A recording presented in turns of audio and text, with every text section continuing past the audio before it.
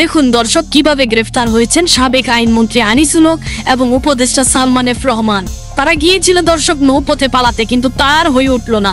নৌপথে পালিয়ে যাওয়ার সময় ঢাকার সদরঘাট এলাকা থেকে সালমান এফ রহমান ও সাবেক আইনমন্ত্রী আনিসুল হককে গ্রেফতার করলো পুলিশ। দেশ ও দেশের বাইরে থেকে যারা ভিডিওটি দেখছেন তাদেরকে অসংখ্য ধন্যবাদ। আজকে খুবই গুরুত্বপূর্ণ একটি ভিডিও নিয়ে আমি আপনাদের সামনে হাজির হয়েছি। আপনারা অবশ্যই কিছু হলেও বুঝতে পারছেন। আমাদের সবারই পরিচিত মুখ সাবেক আইনমন্ত্রী আনিসুল হক এবং সালমান এফ রহমান এমপি। তারা দুজন ব্যক্তি কিন্তু অনেক ক্ষমতাধর ব্যক্তি ছিল। তারা কিন্তু বর্তমান সময়ের অবস্থা তাদের খারাপ। তারা কিন্তু পালিয়ে যেতে চেয়েছিল নৌপথে, কিন্তু তা হলো না, তারা ধরা খেয়ে গেছে। চলুন আমরা কথা না বাড়িয়ে ভিডিওটি শুরু করা যাক। দেখুন দর্শক কিভাবে গ্রেফতার হয়েছেন সাবেক আইনমন্ত্রী আনিসুল হক এবং উপদেষ্টা সালমান এফ রহমান। তারা গিয়েছিল দর্শক নৌপথে পালাতে, কিন্তু তার হয়ে উঠল না। নৌপথে পালিয়ে যাওয়ার সময় ঢাকার সদরঘাট এলাকা থেকে সালমান এফ রহমান ও সাবেক আইনমন্ত্রী আনিসুল হককে গ্রেফতার করলো পুলিশ। এই আন্দোলনটা কিন্তু ওরা এমন বড় একটা ষড়যন্ত্র করা হয়েছে। নদীপথে পালানোর সময় শেখ হাসিনার বেসরকারি শিল্প ও বিনিয়োগ বিষয়ক উপদেষ্টা দরবেশ খ্যাত সালমান এফ রহমান এবং সাবেক আইনমন্ত্রী আনিসুল হককে গ্রেপ্তার করা হয়েছে। পুলিশ সূত্রে জানা গেছে, কোটা সংস্কারের দাবিতে বৈষম্য বিরোধী ছাত্র আন্দোলনকারীদের কর্মসূচি চলাকালীন সময়ে 16 জুলাই ঢাকা কলেজের সামনে সংঘর্ষে 2 জন নিহত হয়, একজন ছাত্র ও আরেকজন হকার। এই ঘটনায় নিউ মার্কেট থানায় 2টি হত্যা মামলা করা হয়েছে।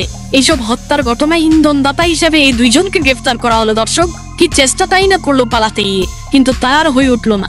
দর্শক আপনারা ভালো করেই জানেন, ছাত্র জনতার আন্দোলনের মুখে শেখ হাসিনা 5ই আগস্ট প্রধানমন্ত্রীর পদ থেকে পদত্যাগ করে দেশ ছেড়ে যাওয়ার পর তার মন্ত্রিসভার সদস্যরা আত্মগোপনে রয়েছেন।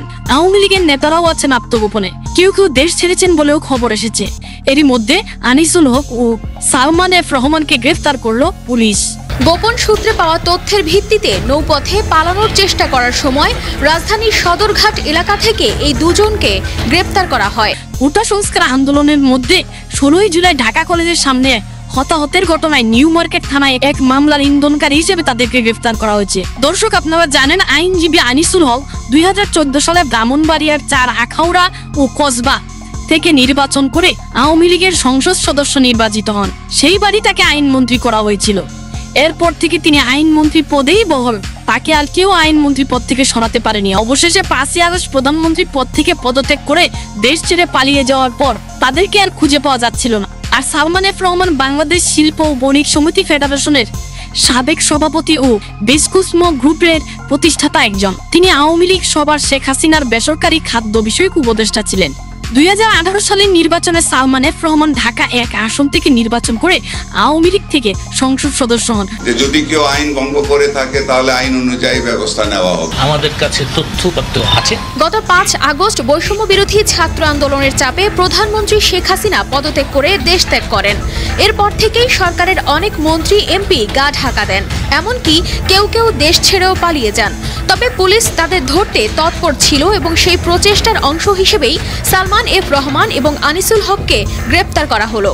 আওয়ামী লীগ পতনের পর 8ই আগস্ট নোবেল বিজয়ী অর্থনীতিবিদ ডক্টর মোহাম্মদ ইউনূসের নেতৃত্বে অন্তর্বর্তীকালীন সরকার শপথ নিয়ে গঠিত হয়। দেখিয়ে নিত দর্শক কিভাবে গ্রেফতার হলেন সাবেক আইনমন্ত্রী আনিসুল হক ও উপদেষ্টা সালমান এফ রহমান। আইন তার নিজের গতিতে চলবে, কোনো রকম প্রোটেকশন কাউকে দেওয়া হবে না। সালমান এফ রহমান, যিনি ঢাকা 1 আসনের সাবেক সংসদ সদস্য এবং শিল্পপতি হিসেবে পরিচিত, ছিলেন শেখ হাসিনার বেসরকারি শিল্প ও বিনিয়োগ উপদেষ্টা।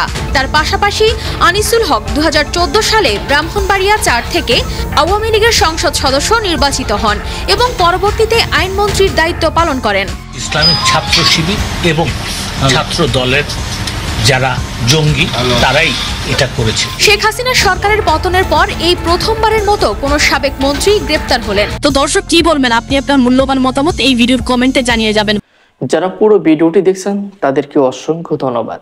প্রিয় দর্শকবৃন্দ, আমরা তো সবাই তাদেরকে চিনি, সাবেক আইনমন্ত্রী আনিসুল হক এবং সালমান এফ রহমান এমপি। এই তো কিছুদিন আগে তারা কত ক্ষমতাধর ব্যক্তি ছিল, কিন্তু আজ রাস্তার টুকায় ও তাদের চেয়ে সম্মানিত। এখান থেকে আমাদের শিক্ষা নেওয়া উচিত, কারণ ক্ষমতা চিরস্থায়ী না, কারণ ক্ষমতা স্থায়ী না। আপনার জুলুমের ক্ষমতাকে গুটিয়ে নিন, এখান থেকে শিক্ষা নেন, কারণ আপনার ক্ষমতা, যে ক্ষমতা মানুষের উপর নির্যাতন করতেছেন, জুলুম করতেছেন, ওই ক্ষমতা আপনার চিরস্থায়ী না।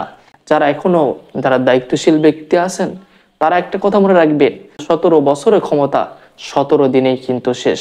যারা জুলুম করেছে, মানুষের উপর অত্যাচার করেছে, নির্যাতন করেছে, তাদের বিচার আল্লাহ তাআলা অবশ্যই দুনিয়াতেও করবেন এবং আখিরাতেও করবেন। যদি তারা মাফ না নিয়ে যায়, যদি তারা মাফ চেয়ে না যায়, তাহলে অবশ্যই আল্লাহ তাআলা হাশরের ময়দানেও তাদেরকে কঠিন শাস্তি দিবেন এবং তাদের অবশ্যই বিচার হবে। যারা ভিডিওটি দেখছেন, আপনার মন্তব্য, আপনার সুন্দর মন্তব্য কমেন্টে জানিয়ে দিন।